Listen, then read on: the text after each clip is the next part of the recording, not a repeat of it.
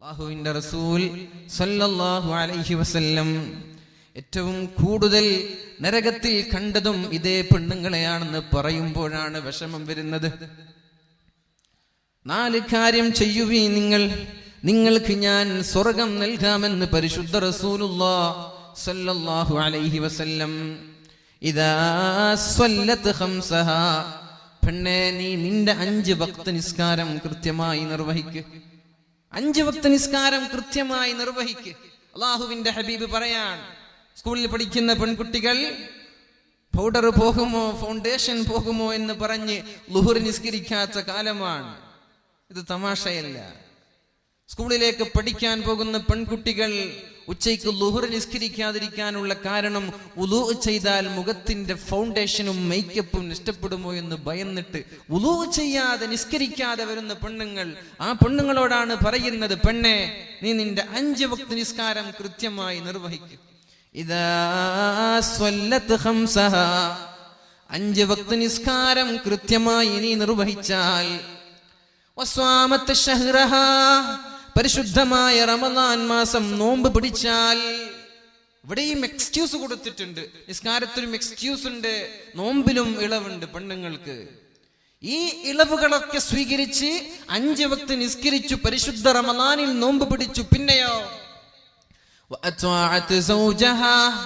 സ്വന്തം ഭർത്താവിനെ അനുസരിക്കുന്ന പെണ്ണായി നീ ജീവിച്ചാൽ, ഭർത്താവ് പറയുന്നത് പോലെ ജീവിക്കാൻ നീ തയ്യാറായാൽ, do or die, don't ask why എന്നാണ്. ഭർത്താവ് എന്ന് പറഞ്ഞാൽ തിരിച്ച് സംസാരിക്കാതെ അത് ഒബേ ചെയ്യുക, അത് അനുസരിക്കുക, അത് പെണ്ണിന്റെ ബാധ്യതയാണ്. അതങ്ങനെയാണ്. അത് ചോദ്യം ചെയ്യലല്ല, അത് പെണ്ണിന്റെ സ്വാതന്ത്ര്യത്തിന് കൂച്ചു വിലങ്ങിടലല്ല. പിതോ രക്ഷിതി കൗമാരെ, ഭർത്രോ രക്ഷിതി യൗവനെ, പുത്രോ രക്ഷിതി വാർദ്ധക്യേ, സ്ത്രീ സ്വാതന്ത്ര്യമർഹതി. കുട്ടിക്കാലത്ത് പെണ്ണിനെ സംരക്ഷിക്കുന്നത് മാതാപിതാക്കളാണ്. അതാണ് റസൂലുള്ളാഹി സ്വല്ലല്ലാഹു അലൈഹി വസല്ലം പറഞ്ഞത്. 1, 2, 3 പെൺകുട്ടികളെ ഒരാൾ വളർത്തുകയും പ്രായപൂർത്തിയായാൽ കല്യാണം കഴിച്ചു കൊടുക്കുകയും ചെയ്താൽ ആ ഉപ്പയ്ക്ക് അല്ലാഹു സ്വർഗം നൽകുമെന്ന് റസൂലുള്ളാഹി. അപ്പൊ ഒരു പെൺകുട്ടി കുട്ടിയായിരിക്കെ അവളെ വളർത്തുന്നത് അവളുടെ ഉപ്പയാണ്. ഇനി ഭർത്താവ് കല്യാണം കഴിഞ്ഞാലോ ഭർത്താവിന്റെ കൈകളിലാണ് ഉത്തരവാദിത്വം. ഭർത്താവിനോട് പറഞ്ഞു, ഖൈറുക്കും ഖൈറുക്കും ലി അഹ്ലി, നിങ്ങളിൽ ഏറ്റവും നല്ലവൻ പെണ്ണിനോട്, നിങ്ങളുടെ ഭാര്യമാരോട് നന്നായി പെരുമാറുന്ന ആളുകളാണ്. നമ്മളിൽ ഏറ്റവും നല്ല ആളാരാ? ഭാര്യയോട് നന്നായി പെരുമാറുന്ന ആളാണ്. അല്ലാതെ സംഘടനാ നിലയിലൊക്കെ വളരെ ഉന്നതമായ സ്ഥാനമുണ്ടാകും, നല്ല സോഷ്യൽ വർക്കർ ആയിരിക്കും. അതൊന്നും നീ ഒരു നല്ലവനാണ് എന്നതിനുള്ള സർട്ടിഫിക്കറ്റ് അല്ല.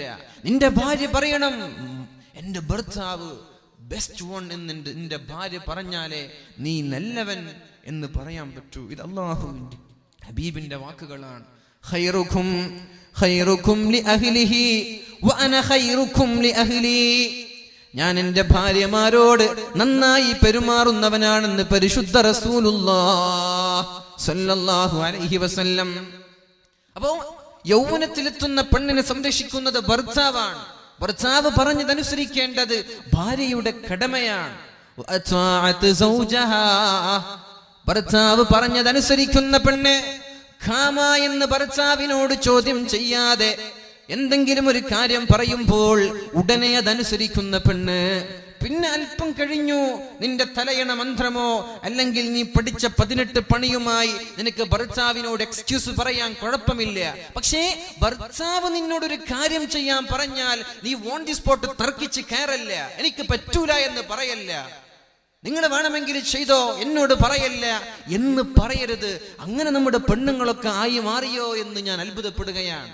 സമ്പത്തും പഠനവും അതേപോലെ കുടുംബത്തിന്റെ സ്റ്റാറ്റസ് ഒക്കെ ഭർത്താവിനെ ചോദ്യം ചെയ്യാനുള്ള മാനദണ്ഡമായി ഇന്ന് മാറിയിട്ടുണ്ടോ എന്ന് ഞാൻ ചിന്തിച്ചു പോവുകയാണ്.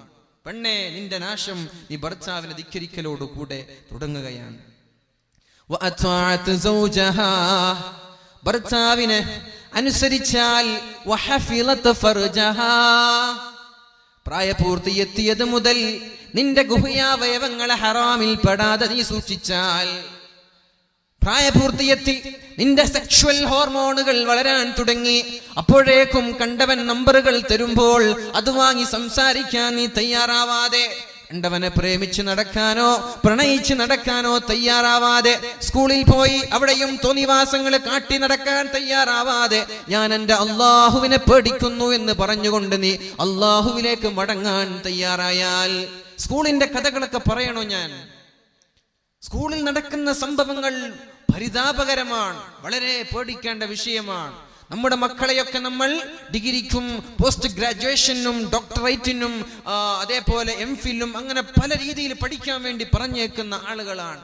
ഇന്റേണൽ മാർക്കിന് വേണ്ടി അധ്യാപകർക്ക് ശരീരം കാഴ്ചവെക്കേണ്ട അവസ്ഥയാണ് പല കോളേജുകളിൽ നടക്കുന്നത്. ഡെന്റിസ്റ്റ് ആവണം, ദന്തവിദഗ്ധയാവണം, അതേപോലെ ജൈനക്കോളജിസ്റ്റ് ആവണം എന്നൊക്കെ പറഞ്ഞ് നമ്മുടെ മക്കളെ ലക്ഷങ്ങൾ വാരി വിതറി പല യൂണിവേഴ്സിറ്റികളിലും പല കോളേജുകളിലും പറഞ്ഞയച്ചു. അവിടെ നടക്കുന്നത് ആഭാസങ്ങളാണ്. എല്ലാവരും എങ്ങനെയെന്ന് ഞാൻ പറയുന്നില്ല. അധ്യാപകന്റെ ഇന്റേണൽ മാർക്ക് ലഭിക്കാൻ വേണ്ടി അധ്യാപകന്റെ വീട്ടിലും റൂമിലും കയറിയിറങ്ങി ശരീരം പോലും കാഴ്ചവെക്കേണ്ട ദയനീയ അവസ്ഥയുണ്ട് എന്ന് പറഞ്ഞതൊരു കോളേജിൽ പഠിക്കുന്ന പെൺകുട്ടിയാണ്. ഇതൊക്കെ അനുഭവങ്ങളാണ്. അതേപോലെ സ്കൂളിൽ പഠിക്കുന്ന 100% പെൺകുട്ടികൾക്കും പ്രണയമുണ്ട്. അതിൽ 30% പെൺകുട്ടികളും പ്രണയിക്കുന്നത് അമുസ്ലിമീങ്ങളെയാണ് എന്ന് ഒരു മുസ്ലിം മാനേജ്മെന്റിന്റെ സ്കൂളിൽ പഠിക്കുന്ന പെൺകുട്ടി ഡയറി എഴുതി വെക്കുന്നുണ്ട്. മനസ്സിലാക്കണം, നമ്മൾ ഒരു മുസ്ലിം മാനേജ്മെന്റ് നടത്തുന്ന സ്ഥാപനത്തിൽ പഠിക്കുന്ന പെൺകുട്ടികൾ 100% പേർക്കും പ്രണയമാണ്. അതിൽ 30% ആളുകളും പ്രണയിക്കുന്നത് അന്യമതസ്ഥരെയാണ്. എന്നിട്ട് നമ്മളിങ്ങനെ കരുതി നടക്കുക, എന്റെ മകൾ ഇതൊന്നും ചെയ്യൂല. ഇത് വെറും ഒരു കോഴിക്കോടിന്റെ സംഭവമല്ല. ഒരു കോഴിക്കോട് നിന്നൊരു ഒളിച്ചോട്ടം കല്യാണത്തിന്റെ അതേ ദിവസം ഒളിച്ചോടുമ്പോ ഇത് അവിടെയല്ലേ, ഇതെനിക്ക് പ്രശ്നമല്ലല്ലോ എന്ന് കരുതി നാം നിൽക്കുകയാണ്. എന്റെ മക്കളെ കുറിച്ച് അമിതമായ ആത്മവിശ്വാസം. അവരുടെ ബാഗ് ചെക്ക് ചെയ്യാറില്ല, അവരുടെ നീക്കുപോക്കുകൾ നമ്മൾ ശ്രദ്ധിക്കാറില്ല. അവരുടെ റൂമിൽ നമ്മൾ തനിച്ച് കിടത്തി ഉറക്കുകയാണ്. അവരുടെ ഫോൺ ഉണ്ടോ, അവർ സംസാരിക്കുന്നുണ്ടോ, സ്കൂളിൽ പോയി എന്താണ് ചെയ്യുന്നത് എന്നൊന്നും നമ്മൾക്ക് വിഷയമേ അല്ല. അങ്ങനെ നമ്മൾ മക്കളെ എങ്ങനെ അഴിച്ചു വിടുന്നു. കല്യാണത്തിന്റെ തലേന്ന് പോകുന്നു, കല്യാണം കഴിഞ്ഞു പോകുന്നു, കല്യാണത്തിന്റെ മുമ്പ് പോകുന്നു. ഇതൊന്നും 1, 2, 3 സംഭവങ്ങളല്ലല്ലോ, അല്ലേ?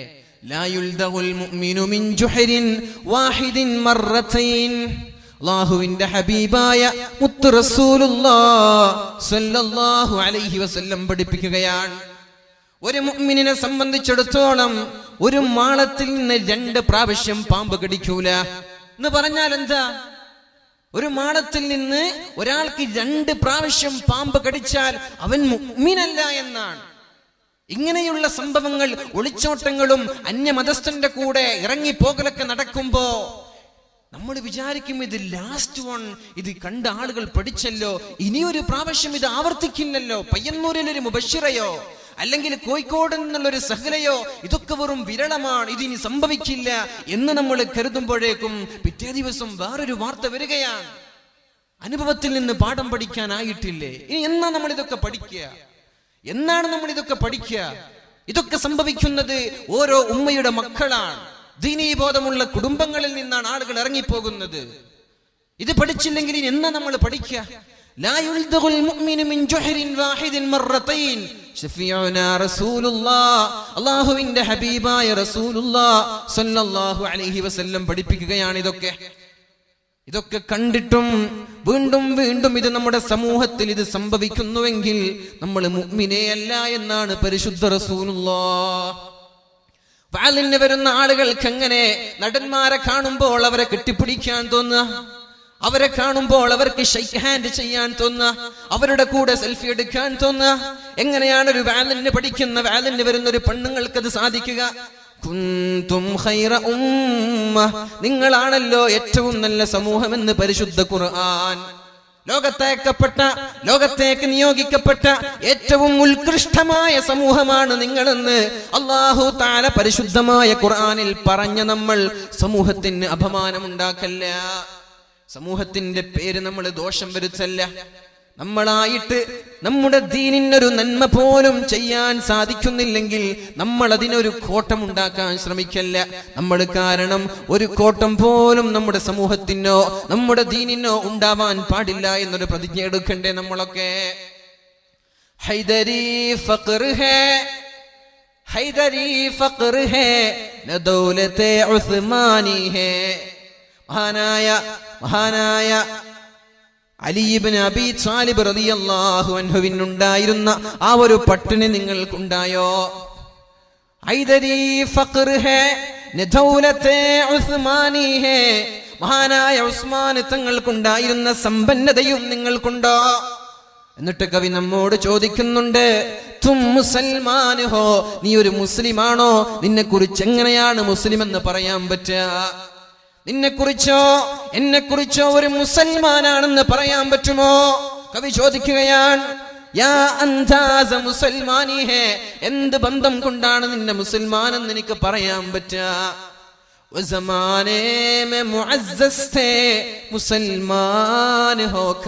മുസ്ലിം എന്ന് പറയുമ്പോൾ അഭിമാനം നടിച്ചിരുന്ന ഒരു കാലമുണ്ട്. ഐ ആം എ മുസ്ലിം, ഞാനൊരു മുസ്ലിമാൻ, ഞാനൊരു മുസൽമാനാണെന്ന് അഭിമാനത്തോടെ പ്രൗഢിയോടെ പറഞ്ഞിരുന്ന ഒരു കാലമുണ്ട്. ഇന്ന് മുസ്ലിം എന്ന് പറയുമ്പോൾ പേടി തോന്നുകയാണ്. എന്തേ കാരണം? കവി തന്നെ നമ്മോട് പഠിപ്പിക്കുന്നുണ്ട്. ഔർ തും ഖാർ ഹുയേ താരിഖേ ഖുർആൻ ഹോക്കർ, നീ പരാജയപ്പെടാനും നീ തോറ്റുപോവാനും നിന്റെ സംസ്കാരങ്ങൾ നഷ്ടപ്പെടാനും നിന്റെ സ്വാഭിമാനം നഷ്ടപ്പെടാനും കാരണം ഒന്നേ ഒന്ന് മാത്രം. ഔർ തും ഖാർ ഹുയേ താരിഖേ ഖുർആൻ ഹോക്കർ, പരിശുദ്ധമായ ഖുർആനിന്റെ ആശയങ്ങളെ നീ വലിച്ചെറിഞ്ഞപ്പോ, പരിശുദ്ധമായ ദീനിന്റെ സംസ്കാരങ്ങളെ നീ വളച്ചൊടിക്കാൻ ശ്രമിച്ചപ്പോ, വാലിന്റെ സദസ്സുകളെ നീ പുച്ഛിക്കാൻ തുടങ്ങിയപ്പോൾ നിന്റെ സംസ്കാരം നഷ്ടപ്പെട്ടു, നിന്റെ അഭിമാനം നഷ്ടപ്പെട്ടു. പിന്നെ നിന്റെ മുസൽമാൻ എന്ന പേര് മാത്രമാണ് അവിടെ ബാക്കിയായത്. അതുകൊണ്ട് പൊന്നുമ്മമാരെ, ഞാൻ പറയുന്നത്, നമ്മളായിട്ട് നമ്മുടെ മതത്തിനൊരു കോട്ടം വരുത്തല്ല, നമ്മളായിട്ട് പേരുദോഷം വരുത്തല്ല. ആരാണ് ഈ ഇസ്ലാമിനെ പടുത്തുയർത്തിയത്? പരിശുദ്ധമായ റമദാൻ മാസം ഒട്ടിയ വയറുമായി പൊട്ടിയ വാളുമായി ഭക്ഷണം കഴിക്കാതെ 313 പേർ, ആയിരക്കണക്കിന് മുശ്രിക്കീങ്ങളായ ആളുകളോട് പടപൊരുതി, വെള്ളമില്ലാതെ ഭക്ഷണമില്ലാതെ, ലിതകൂന കലിമത്തുല്ലാഹി ഹിയൽ ഉല്യാ, പരിശുദ്ധമായ മതം ലോകത്ത് പാറിക്കളിക്കണം, ലോകത്തിന്റെ മുക്കുമൂലകളിൽ ഇസ്ലാം പടർന്ന് പന്തലിക്കണമെന്ന താല്പര്യത്തോടെ കഠിനാധ്വാനം ചെയ്ത് നാടില്ലാതെ വീടില്ലാതെ കുടുംബങ്ങളില്ലാതെ മക്കളില്ലാതെ സമ്പത്തില്ലാതെ എല്ലാം വലിച്ചെറിഞ്ഞുകൊണ്ട് ഇസ്ലാമിനെ പ്രോത്സാഹിപ്പിക്കുവാനും ഇസ്ലാമിനെ പ്രചരിപ്പിക്കുവാനും വേണ്ടി ജീവിതം തന്നെ ത്യജിച്ചു വെച്ച മഹാന്മാരായ സ്വഹാബാക്കൾ, ആ സ്വഹാബാക്കളുടെ പാത നമ്മളായിട്ട് നഷ്ടപ്പെടുത്താൻ പാടില്ല.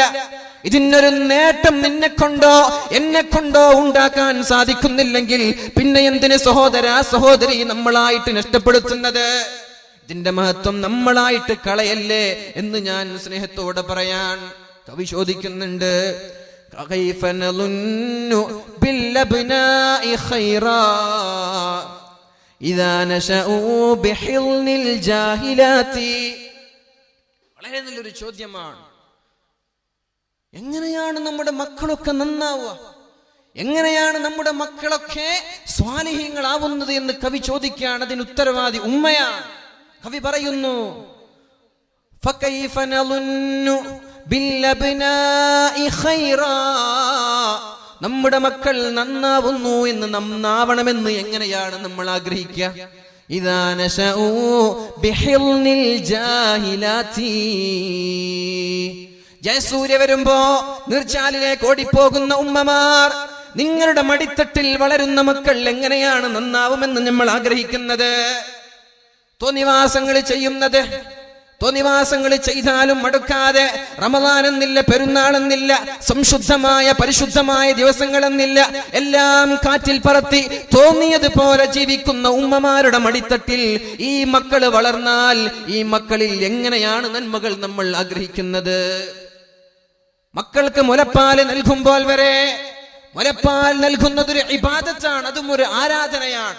ആ സമയത്ത് വരെ വാട്സാപ്പിലും ഫേസ്ബുക്കിലും കളിച്ചുകൊണ്ടിരിക്കുന്ന ഗെയിം കളിച്ചുകൊണ്ടിരിക്കുന്ന നമ്മുടെ പെൺമക്കളുടെ മടിയിൽ നിന്ന് വളർന്നു വരുന്ന മക്കൾ എങ്ങനെയാണ് നന്നാവുന്നത് എന്ന് കവി ചോദിക്കുകയാണ്. അല്ലേ, TV കണ്ടുകൊണ്ട് മുലപ്പാല് നൽകുക, ഉളു ഇല്ലാതെ മുലപ്പാല് നൽകുക, ഗെയിം കളിച്ചുകൊണ്ട് മുലപ്പാല് നൽകുക, സോഷ്യൽ മീഡിയകളിലോ അല്ലെങ്കിൽ കാമുകന്മാരോട് കൊഞ്ചിക്കുഴഞ്ഞുകൊണ്ടിരിക്കുക മുലപ്പാല് നൽകുന്ന ഉമ്മമാർ എങ്ങനെയാണ് നമ്മുടെ മക്കൾ നന്നാവുന്നത്? കവി ചോദിക്കുന്നുണ്ട്,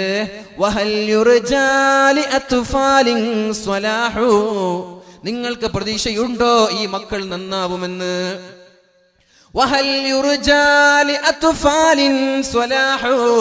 ഈ മക്കൾ നന്നാവുമെന്ന് നിങ്ങൾക്ക് തോന്നുന്നുണ്ടോ?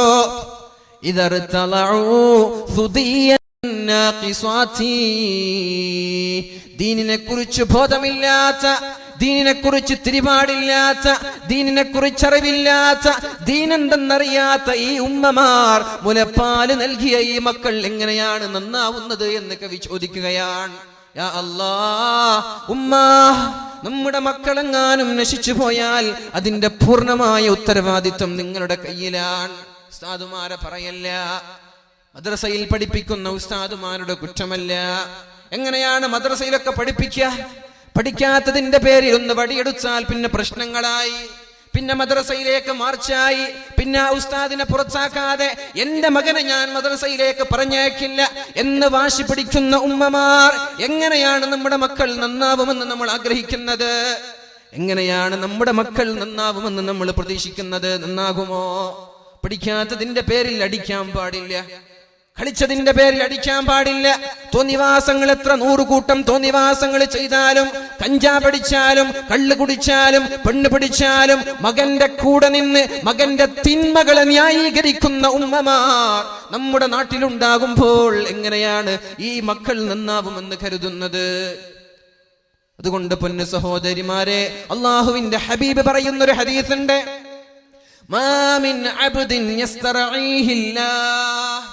അല്ലാഹു തആല ഒരാൾക്ക് ഒരു അധികാരം നൽകിയാൽ, അല്ലാഹു തആല ഒരു പെണ്ണിനോ ഒരു ആണിനോ ഒരു അധികാരം നൽകി, ആ അധികാരം ഭംഗിയായി പൂർത്തീകരിക്കാതെ മരിച്ചുപോയാൽ ലാ യദ്ഖുൽനൽ ജന്ന, അവർ സ്വർഗ്ഗത്തിലേക്ക് കടക്കുകയേ ഇല്ല. നമ്മുടെ മക്കൾ അമാനത്തുൻ ഫീ അഅനാഖികും, നമ്മുടെ ഷോൾഡറിൽ അല്ലാഹു കെട്ടിത്തന്ന, അല്ലാഹു സൂക്ഷിക്കാൻ ഏൽപ്പിച്ച സൂക്ഷിപ്പ് മുതലാണ് നമ്മുടെ മക്കൾ. അത് പെൺമക്കളും പെട്ടു, ആൺമക്കളും പെട്ടോ. നമ്മുടെ മക്കളെല്ലാം നമ്മുടെ കയ്യിൽ അല്ലാഹു സൂക്ഷിക്കാൻ ഏൽപ്പിച്ച മുതലാണത്. അതിനോട് ചില ബാധ്യതകളും ചില കടമകളും അല്ലാഹു ഉമ്മമാർക്ക് പഠിപ്പിച്ചു കൊടുത്തു. ഈ രീതിയിലാണ് മക്കളെ പഠിപ്പിക്കേണ്ടത്. 10ാം ക്ലാസ് പഠിക്കുന്ന കുട്ടി വലിക്കുന്നത് സീസറാണ്, 5ാം ക്ലാസ് പഠിക്കുന്ന കുട്ടിയും അടിക്കുന്നത് കഞ്ചാവാണ്. ഇതൊന്നും കണ്ടാലും അറിഞ്ഞാലും ഉമ്മമാർക്ക് പ്രശ്നമില്ലല്ലോ, എന്റെ കുട്ടിയല്ലേ, കുഴപ്പമില്ല, ചെയ്തോട്ടെ. പൊന്നുമ്മ, നിങ്ങൾ മരിച്ചു പോകുമ്പോ മക്കളോടുള്ള ബാധ്യത ചെയ്ത് വീട്ടാതെ മരിച്ചു പോയാൽ സ്വർഗത്തിലേക്ക് കടക്കാൻ പറ്റൂല എന്ന് പറയുന്നത് ഞാനല്ലേ? ഇത് പരിശുദ്ധ റസൂലുള്ളാഹി സ്വല്ലല്ലാഹു അലൈഹി വസല്ലം പഠിപ്പിക്കുന്ന വാക്കുകളാണ്. മരിച്ചു പോയാൽ എന്താ ചെയ്യാ? നാളെ അല്ലാഹുവിന്റെ കോടതിയിൽ റബ്ബനാ അരിനൽ ലദൈനി അളല്ലാനാ മിനൽ ജിന്നി വൽ ഇൻസ് ലിനജഅൽഹുമാ തഹ്ത അഖ്ദാമിനാ വലിയകൂനാ മിനൽ അസ്ഫലീൻ. മുസ്ലിംകൾ തിങ്ങിപ്പാർക്കുന്ന മേഖലകളിലാണ് പ്രശ്നങ്ങൾ നടക്കുന്നത്. മുസ്ലിമീങ്ങൾ തിങ്ങിപ്പാർക്കുന്ന ഏരിയകളിൽ നമ്മുടെ മക്കൾ കിടന്നുറങ്ങുമ്പോൾ 12 മണിയും 1 മണിയും 2 മണിയുമാകുന്നു. ഉമ്മ, നീ ചോദിച്ചോ എവിടെയായിരുന്നു ഇതുവരെ എന്ന്?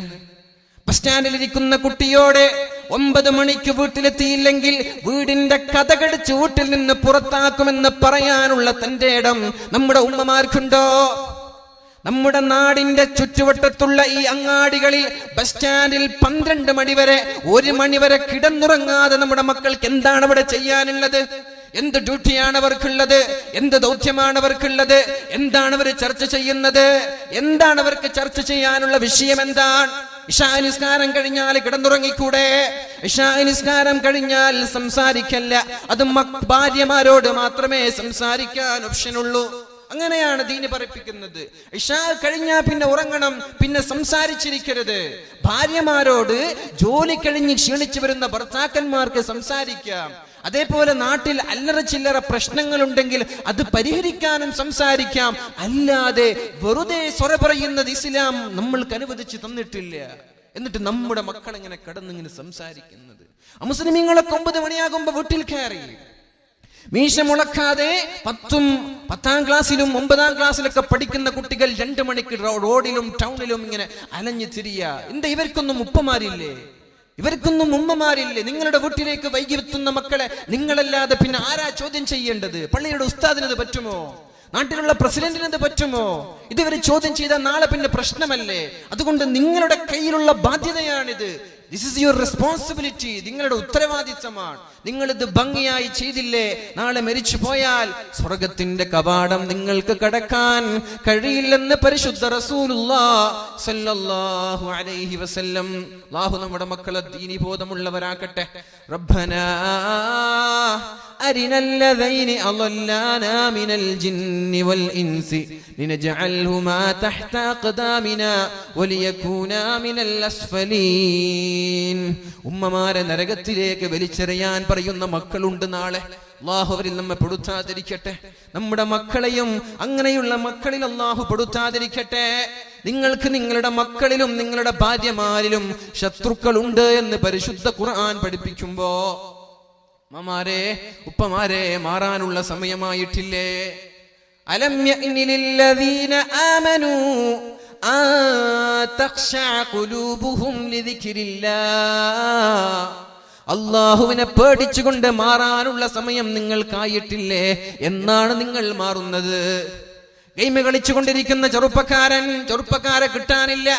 കല്യാണ വേളകളിൽ, നിക്കാഹിന്റെ സദസ്സുകളിൽ, പള്ളിയുടെ വരാന്തയിൽ നിന്ന് വരെ മിനി മിൽറ്റി എന്ന് പറയുന്ന ഗെയിം കളിച്ച് മറ്റുള്ളവനെ ഷൂട്ട് ചെയ്തുകൊണ്ട് പരിസരത്ത് നടക്കുന്ന സംഭവങ്ങൾ പോലും അറിയാതെ, ഫോൺ വിളിച്ചാൽ ഫോൺ അറ്റൻഡ് ചെയ്യാതെ ഗെയിം കളിച്ചുകൊണ്ടിരിക്കുന്ന ചെറുപ്പക്കാരാ, അല്ലാഹു നാളെ ചോദ്യം ചെയ്യുന്നുണ്ട്. ലാ തസൂലു ഖദമ ഇബ്ന ആദം. ആദമിന്റെ പുത്ര, നിന്റെ കൈകാലുകൾ അനക്കാൻ പറ്റൂല, നിന്റെ കാൽപാദങ്ങളെ ചലിപ്പിക്കാൻ പറ്റൂല. ഹത്താ യുസ്അല അൻ ഖംസിൻ. 5 കാര്യങ്ങളെ കുറിച്ച് അല്ലാഹു ചോദ്യം ചെയ്യാതെ. 5 കാര്യങ്ങളെ കുറിച്ച് അല്ലാഹു ചോദ്യം ചെയ്യുമെന്നാണ്.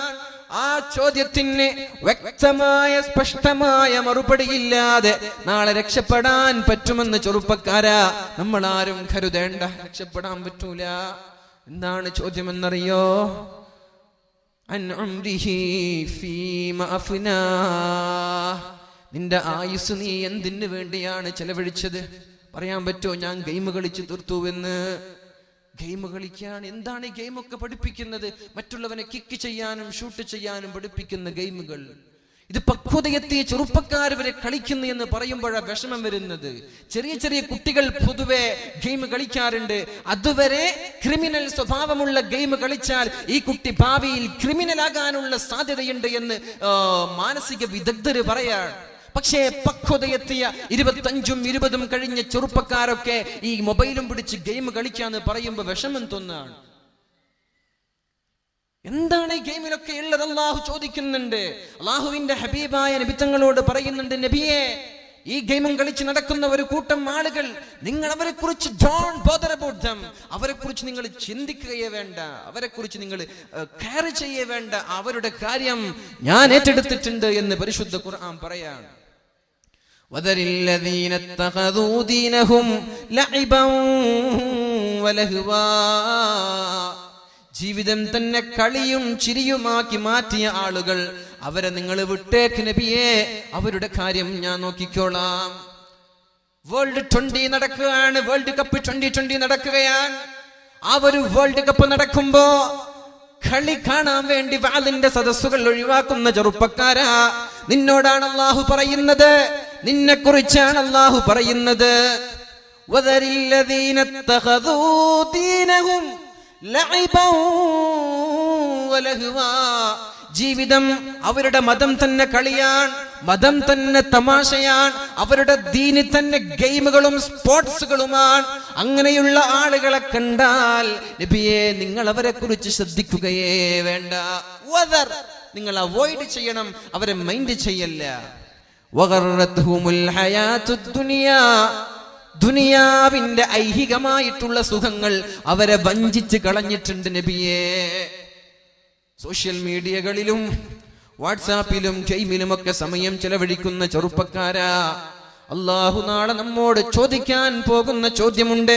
നിനക്ക് ഞാനൊരു മൊബൈൽ ഫോൺ വാങ്ങിച്ചു തന്നു, എനിക്ക് വേണ്ടി നീ എന്താണ് ചെയ്തത്? നിനക്ക് ഞാനൊരു ബൈക്ക് വാങ്ങിച്ചു തന്നു, കാറ് വാങ്ങിച്ചു തന്നു, മനോഹരമായ വീട് തന്നു, നല്ല സാമ്പത്തികമായി അഭിവൃദ്ധിയുള്ള ജോലി തന്നു. പക്ഷേ അതിൽ എനിക്ക് വേണ്ടി നീ എന്താണ് ചെയ്തത് എന്ന് നാളെ അല്ലാഹു നമ്മോട് ചോദിക്കുമ്പോൾ മറുപടിയുണ്ടോ? 24 മണിക്കൂറിൽ ഒരു 10 മണിക്കൂറോളം ഗെയിമിന് വേണ്ടി, കളിക്ക് വേണ്ടി ചെലവഴിക്കുന്ന ചെറുപ്പക്കാരാ, 1 മണിക്കൂർ പരിശുദ്ധമായ ഖുർആൻ പാരായണം ചെയ്യാൻ നമ്മൾ തയ്യാറായിട്ടുണ്ടോ? ഉണ്ടോ? ഖുർആൻ ഓതാറുണ്ടോ? പരിശുദ്ധമായ ഖുർആനിന്റെ ആപ്പുകൾ ഡൗൺലോഡ് ചെയ്ത് ഏത് സമയത്തും ബുദ്ധിമുട്ടില്ലാതെ പ്രയാസമില്ലാതെ ഖുർആൻ ഓതാൻ കൈകളിൽ സൗകര്യമുണ്ടായിരിക്കെ അതുപോലും ചെയ്യാതെ അലസന്മാരായി കളിയിൽ മാത്രം ചെലവഴിക്കുന്ന ചെറുപ്പക്കാരാ, അല്ലാഹു വെറുതെ വിടില്ല. ഈ ചോദ്യങ്ങൾ ചോദിക്കാതെ അല്ലാഹു വെറുതെ വിടില്ല. നിന്റെ യുവത്വം നീ എന്തിനു വേണ്ടിയാണ് ചെലവഴിച്ചത്?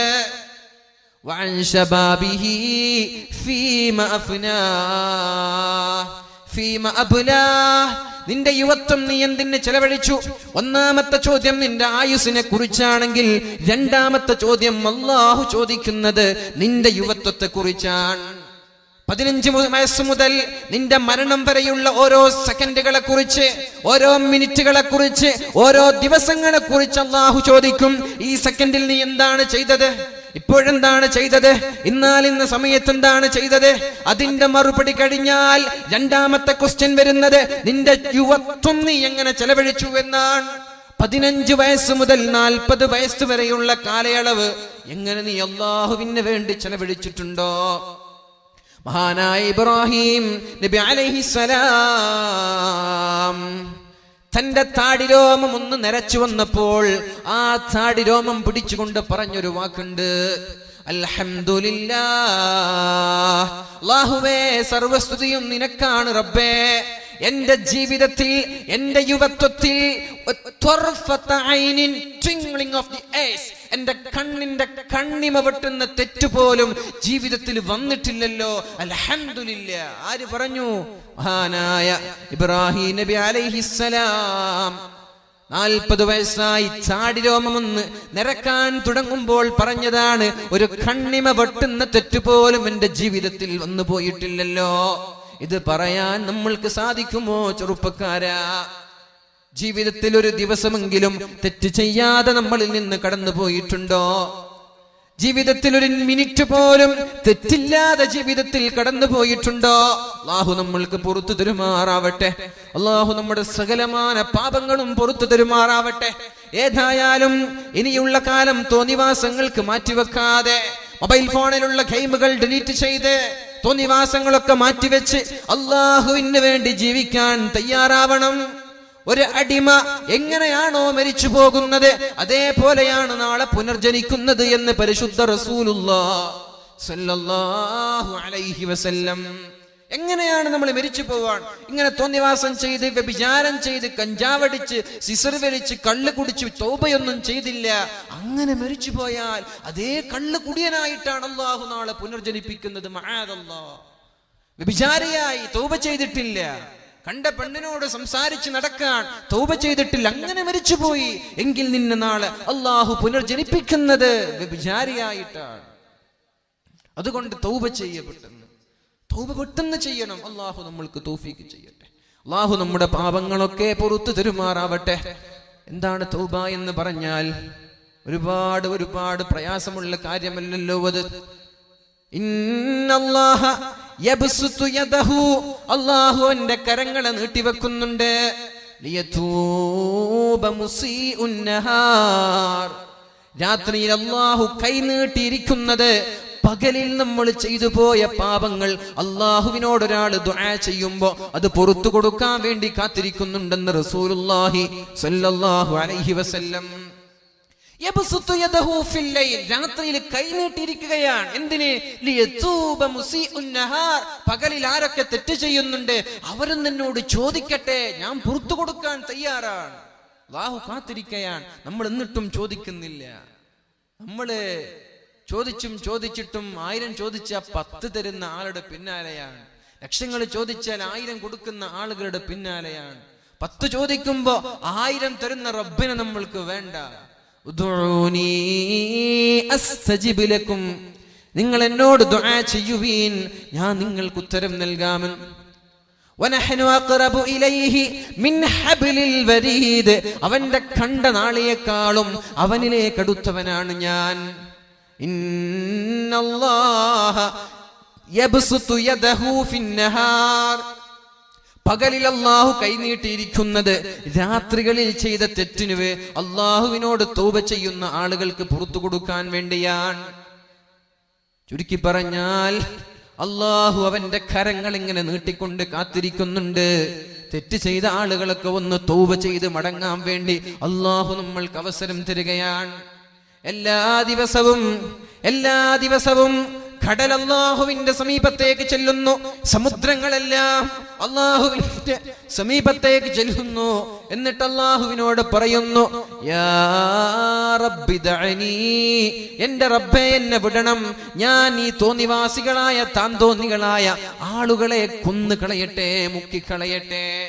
കടലിന്റെ തിരമാലകൾ സുനാമി കണക്കെ 120-200 കിലോമീറ്റർ പെർ ഹവർ വേഗത്തിൽ സഞ്ചരിക്കുന്ന ഭീമാകാരമായ തിരമാലകളായി, സുനാമികളായി, വെള്ളപ്പൊക്കമായി ഞാൻ മുസ്ലിമീങ്ങളായ ആളുകളെ ഒന്നടങ്കം നശിപ്പിക്കട്ടെ. എന്തേ കാരണം എന്നറിയോ?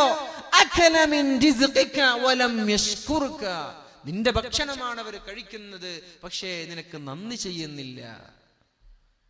നിന്റെ ഭക്ഷണം കഴിക്കാൻ, നീ നൽകിയ ആരോഗ്യം, നീ നൽകിയ സമ്പത്ത്, ഇതൊക്കെ നമ്മൾ സുഖിച്ച് അടിച്ചു പൊളിച്ച് ജീവിച്ചിട്ട് അല്ലാഹുവിന് ശുക്ർ ചെയ്യാൻ നമ്മൾ തയ്യാറല്ല. അല്ലാഹുവിന്റെ റസൂൽ സല്ലല്ലാഹു അലൈഹി വസല്ലം പറഞ്ഞ വാക്കുകൾ ഓർമ്മയുണ്ടല്ലോ.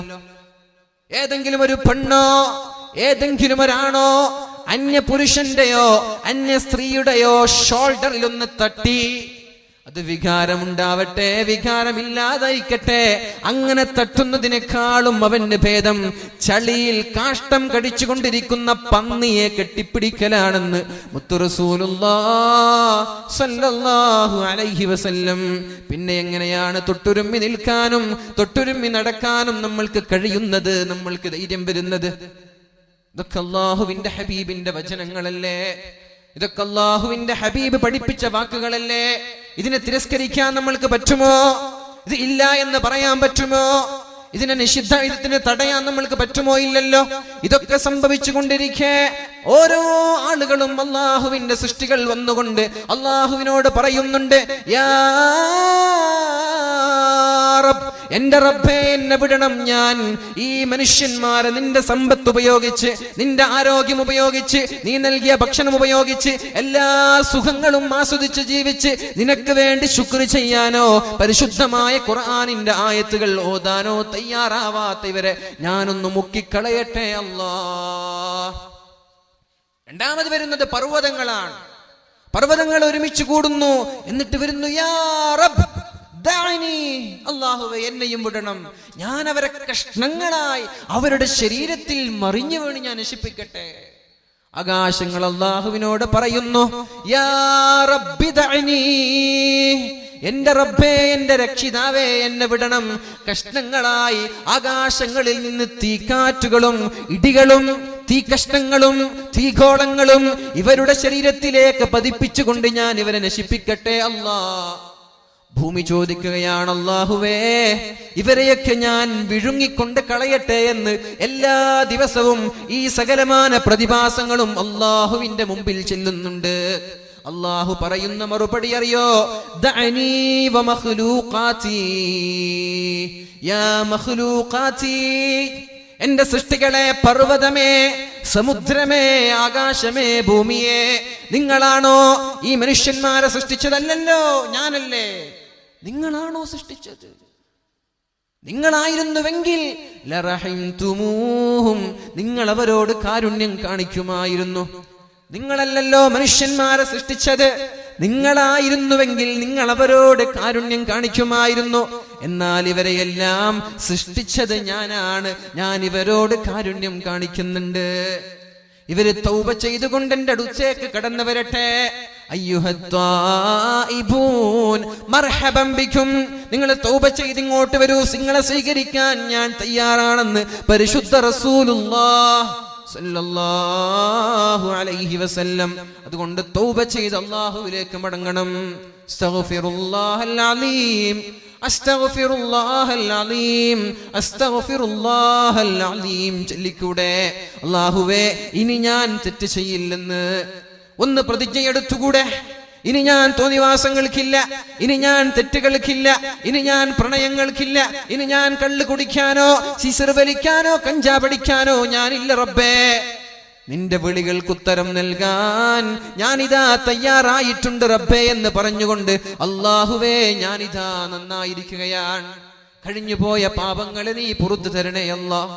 ഇനിയുള്ള കാലം ഞാൻ തെറ്റ് ചെയ്യില്ല റബ്ബേ എന്ന് പറഞ്ഞുകൊണ്ടൊരു 100 ഇസ്തിഗ്ഫാർ ചൊല്ലിക്കൂടെ? മഹാനായ ഉമർ ഇബ്നു അബ്ദുൽ അസീസ് റളിയല്ലാഹു അൻഹു ലോകം കണ്ട പ്രശസ്തനായ ഭരണാധികാരിയാണ്.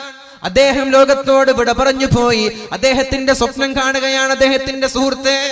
അദ്ദേഹത്തോട് ചോദിച്ചു, നിങ്ങൾ ഒരുപാട് സൽക്കർമ്മം ചെയ്ത ആളുകളാണല്ലോ, കയ്യിലുണ്ടായിരുന്ന സമ്പത്തെല്ലാം ഇസ്ലാമിൽ ജീവിച്ചിരിക്കെ മുസ്ലിമീങ്ങളുടെ നന്മയ്ക്ക് വേണ്ടി, നാനോന്മുഖ പുരോഗതിക്ക് വേണ്ടി, പാവങ്ങളെ കല്യാണം കഴിച്ചു കൊടുക്കാൻ വേണ്ടി, പാവങ്ങളുടെ വിശപ്പകറ്റാൻ വേണ്ടി നിങ്ങളുടെ കൈകളിലുണ്ടായിരുന്ന സമ്പത്ത് നിങ്ങൾ ചെലവഴിച്ചിരുന്നുവല്ലോ.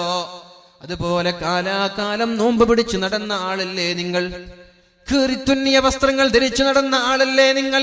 നിങ്ങളുടെ ഖബറിൽ നിങ്ങൾക്ക് ഏറ്റവും ഉപകാരമുള്ള അമൽ ഏതായിരുന്നു എന്ന് മഹാനായ ഉമർ ഇബ്നു അബ്ദുൽ അസീസ് റളിയല്ലാഹു അൻഹുവിനോട് ചോദിച്ചപ്പോ ഉമർ തങ്ങൾ പറഞ്ഞ മറുപടി അൽ ഇസ്തിഗ്ഫാർ, ഞാൻ ദുനിയാവിൽ ചെയ്ത അസ്തഗ്ഫിറുല്ലാഹ്, എന്റെ ജീവിതത്തിൽ ഞാൻ ചൊല്ലിയ ഇസ്തിഗ്ഫാർ എനിക്ക് വല്ലാതെ ഉപകാരം നൽകിയിട്ടുണ്ട്. അതുകൊണ്ട് വയസ്സന്മാരോടും ചെറുപ്പക്കാരോടും ചെറുപ്പക്കാരികളോടൊക്കെ നിങ്ങളുടെ ചുണ്ടുകൾ ചലിക്കട്ടെ. ചുങ്ങം തിന്നിട്ടല്ല നിങ്ങളുടെ ചുണ്ടുകൾ നനയേണ്ടത്. നിങ്ങളുടെ നാവുകൾ ചലിക്കേണ്ടത് ചുങ്ങം ചയച്ചിട്ടല്ല. എങ്ങനെ ചലിക്കണം? എങ്ങനെ നനയണം? ലാ യസാലു ലിസാനുക റത്ബൻ ബിദിക്രില്ലാഹ്,